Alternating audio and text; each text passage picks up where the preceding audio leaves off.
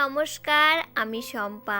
কেমন আছো সবাই? আশা করছি সবাই খুব ভালো আছো এবং সুস্থ আছো। আর আমরাও বেশ ভালো আছি। আমার আর একটা নতুন ব্লগে তোমাদের সবাইকে স্বাগত জানাই। সেই যে দুর্গাপুজোর মধ্যে ঘর দোর ভালো করে ঝাড়পোছ করেছিলাম, এর মাঝে আর করা হয়নি। যখন যে জিনিসটা লাগছে বের করছি, কাজ করা হচ্ছে, আবার পরিষ্কার করে শুকিয়ে আবার এভাবে তুলে রাখছি, গুছিয়ে না আর করা হয়নি। তো ভাবলাম আজকে একটু সময় পেয়েছি, তো আজকে আমার রান্নাঘরটা ভালো করে একটু গুছিয়ে ডিপ ক্লিন করি। আর জানো তো, আমার রান্নাঘরে একটা সুবিধা আছে, আমার রান্নাঘরে আরশোলার উৎপাতটা একদম নেই বললেই চলে। কিন্তু হ্যাঁ, আরশোলা নেই তাতে কি হয়েছে, আরেকজন আছে, সেটা হলো ইঁদুর। ইঁদুর বলতে ছুঁচো, যেগুলো রাত্রিরে বের হয় সেইগুলো, জানো তো। আর ওইগুলো এত নোংরা করে, কখনো কখনো মানে বিরক্ত লেগে যায়। আর জানো তো ছুঁচো কোথা দিয়ে আসে বলো তো? আমি তো আমার বেডরুমের দরজার নিচে কাঠ দিয়ে রাখি যেন কোনো কিছু ঢুকতে না পারে, কিন্তু ওই বদমাইশ ছুঁচো আসে আমার বাথরুমের দরজার নিচ দিয়ে। তো ওটাকে কী করে আটকাবো? তো ওটাকে আটকাতে পারি না, তো সেই জন্য ছুঁচো ঢুকে যায় ঘরের মধ্যে, জানো তো। আর ঢুকে এমন নোংরা করে কি আর বলবো, সেটা আর বলে বোঝানো যাবে না। আমার এত বিরক্ত লাগে। আর এখন শীতকাল পড়েছে বলে না একটু ছুঁচোর উৎপাতটা কম, কিন্তু গরমকাল হলে আমাকে আবার সেই বিরক্ত করে ছাড়বে, জানো তো। তো যাই হোক, ছুঁচোর কাজ ছুঁচো করুক, আর আমি এদিকে আমার কাজটা করে নিই। তো জানো তো, মাঝে না কিছুদিন তো আমি একটু বাপের বাড়িতে গেছিলাম ঘুরতে, তো তখন আমার হাজবেন্ড দুদিন রান্নাও করেছিল। তো তখন জানোই তো, ছেলে মানুষ রান্না করলে একটু এলোমেলো করে ফেলে, তখন ওই একটু এলোমেলো করেছিল। তো সব মিলিয়ে মিশে আজকে আমি একটু সময় পেয়েছি, তো ভাবলাম আমার রান্নাঘরটা ভালো করে ডিপ ক্লিন করে একটু গুছিয়ে নিই। আর এই দেখো, আমি সমস্ত বাসনগুলো যেগুলো আমার সবসময় দরকার পড়ে না, সেই বাসনগুলো আমি এখানেই রেখে দিই গুছিয়ে, যখন যেটা লাগবে হাতের কাছে নিয়ে নেব।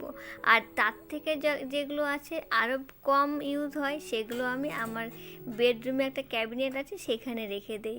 আর এগুলো মাঝে মধ্যে ইউজ হয়, আর কখনো কখনো হয় না, তো এগুলো আমি এখানে রেখে দিচ্ছি। আর জানো তো বন্ধুরা, আমার একটা সময় ছিল তখন জামা কাপড় সাজগোজ এই সমস্ত জিনিস কিনতেই বেশি পছন্দ করতাম। আর এখন বিয়ের পরে আমার মনে হয় কি জামা কাপড়ের থেকে বাসনপত্র মানে সংসারের জিনিসপত্র কিনতেই বেশি ভালো লাগে।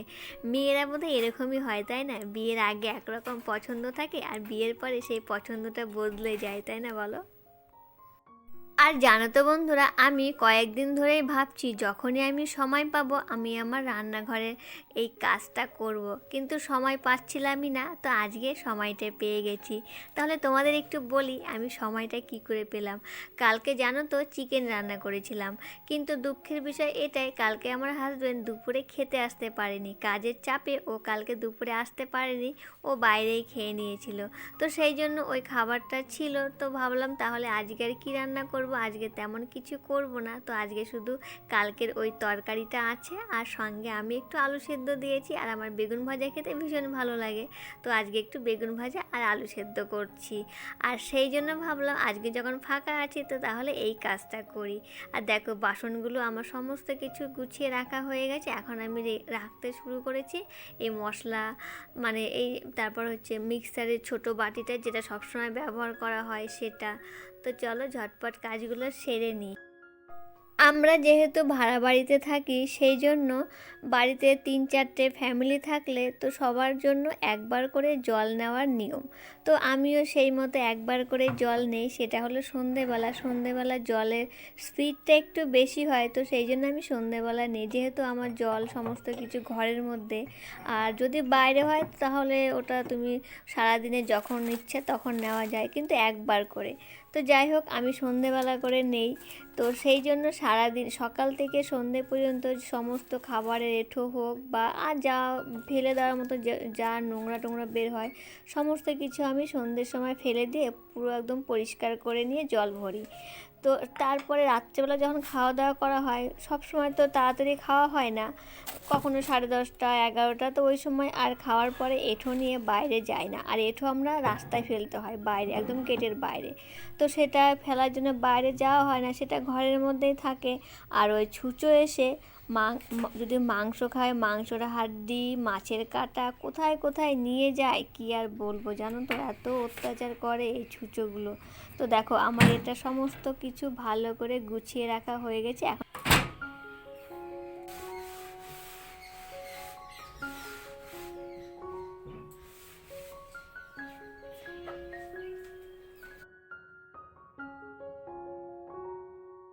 ওটার উপরে আমি একটা প্লাস্টিক দিয়ে নিলাম।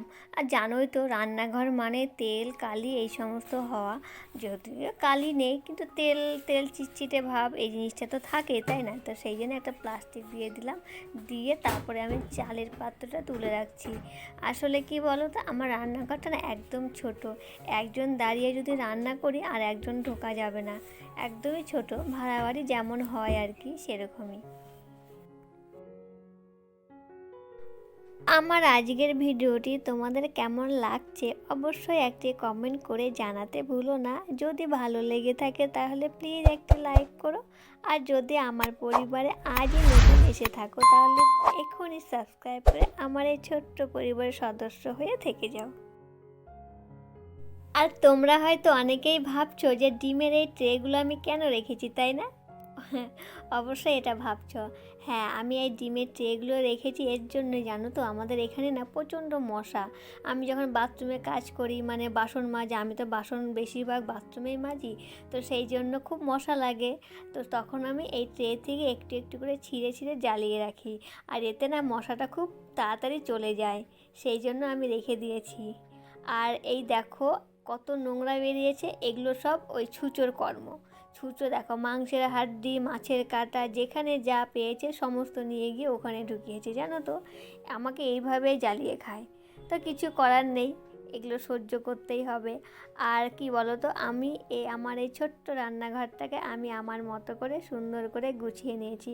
হ্যাঁ, অনেকের ঘরেই দেখি কি সুন্দর এ গাছ ও গাছ গাছপালা লাগায়, কিন্তু আমার ঘরে না একদম ওগুলো রাখার জায়গা নেই, জিনিসপত্র রাখারই সেরকম জায়গা হয় না। তো ওগুলো কী করে রাখবো বলো? কোনো দিন যদি সুযোগ পাই সেরকম পরিস্থিতি হয় অবশ্যই রাখবো, অবশ্যই সেভাবেই সাজাবো আর একটু আমার মনের মতো করে। এখন যেহেতু ভাড়া বাড়িতে থাকি তো সব কিছু তো মনের মতো চাইলে পাওয়া যাবে না, তাই না বলো? কাজ করতে করতে সোয়েটার বড় প্যান্ট এগুলো সব খুলে রেখেছি, কারণ ধুলো ময়লার কাজ করছি, এতে আরও বেশি নোংরা হয়ে যাবে। এ তো হালকা জিনিস না যে আজকে কাচলাম কালকে শুকিয়ে যাবে। আর জানো তো আমার এখানে রৌদ্র একদম পড়ে না, তো জামা কাপড় শুকোনো ভীষণ কষ্ট হয়। আর এই যে এই বাসনগুলো দেখতে পাচ্ছ, এই বাসনগুলো সবসময় যে ব্যবহার করা হয় সেই বাসন। আর এই যে সামান্য কিছু মশলা এগুলো সবসময় ব্যবহার করা হয় সেই মশলা, কারণ ওখানে রাখলে না সবসময় খুলে খুলে বের করতে হয়, অসুবিধা হয় এতে।